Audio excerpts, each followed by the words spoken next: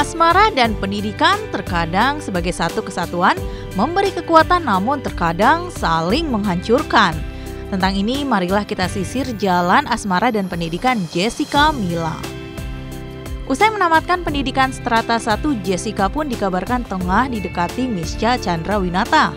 Namun kabar cinta yang sempat berhembus beberapa waktu lalu ini seakan lumer lantaran ibunda Jessica menutup pintu restu bagi hubungan keduanya. Benarkah hal tersebut membuat Jessica pun menolak pernyataan cinta Mischa? Hubungan aku sama Mischa sih sebenarnya kita masih dekat gitu ya. Masih dekat, masih ya sering ketemu, masih kontak-kontakan pasti, ngobrol, sering sharing masalah apapun juga, masalah kerjaan juga. Itu sih yang paling sering sih ya, sharing masalah kerjaan karena dia kan pengalamannya lebih banyak daripada aku gitu kan. Dia juga udah lama juga dalam dunia entertain, kakak-kakaknya juga gitu. Jadi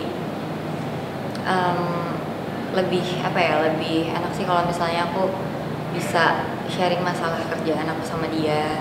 Jadi sebenarnya kalau misalnya masalah pacaran atau enggak, aku lebih ke aku nggak ngerti ya definisi pacaran itu. Kayaknya menurut orang kadang-kadang tuh suka beda-beda gitu ya.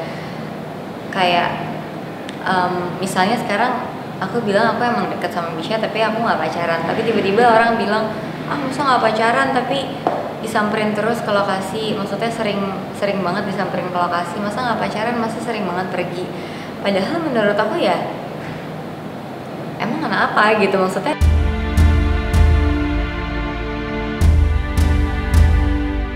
Jessica masih memburamkan hubungan asmaranya. Mungkinkah keinginan untuk merebut gelar master membuat dirinya menutup pintu hati menerima kehadiran cinta? Pengen film sih, mungkin sambil kalau bisa sambil jalanin S2 atau enggak ya sekedar les aja sih, kayak misalnya emang lanjut cocok, aku suka di nyanyi, aku akan les vokal. Terus pengennya S2 sebenarnya, tapi masih ya balik lagi kan sekarang kan aku juga lagi masih padat banget nih kegiatannya gitu. Jadi ya kalau misalnya memang nanti ada kesempatan dan kira-kira memungkinkan untuk bekerja sambil S2, mungkin aku akan ambil S2-nya. Tapi kalau misalnya emang masih padat banget jadwalnya, mungkin nanti gitu kalau ada kesempatan lain. Kalau sekarang sih kayaknya ya semua orang-orang terdekat aku sih pasti akan ngedukung sih ya apapun yang aku jalanin selama itu positif gitu. Apakah itu S2 atau pekerjaan gitu, pekerjaan apapun yang aku ambil, biasanya kan aku emang pasti diskusiin dulu gitu.